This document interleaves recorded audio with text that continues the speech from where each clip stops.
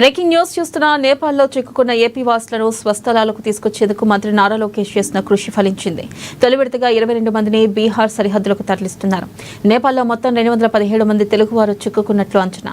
ఈ నేపథ్యంలో వీరిని సురక్షితంగా రాష్ట్రానికి చేర్చేందుకు ఢిల్లీ నుంచి కాఠ్మండుకు ప్రత్యేక విమానం వెళ్లనుంది.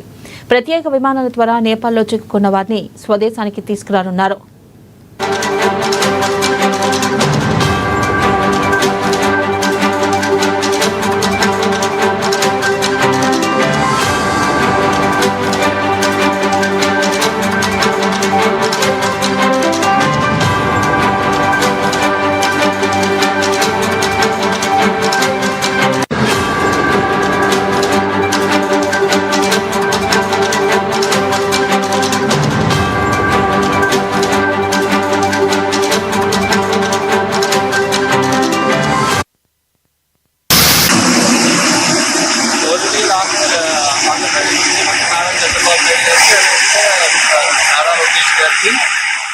ఎంపీ సానా సతీష్ గారికి మిగతా అధికారులకి నా హృదయపూర్వక మా 12 మంది గ్రూప్ తరఫున హృదయపూర్వక ధన్యవాదాలు.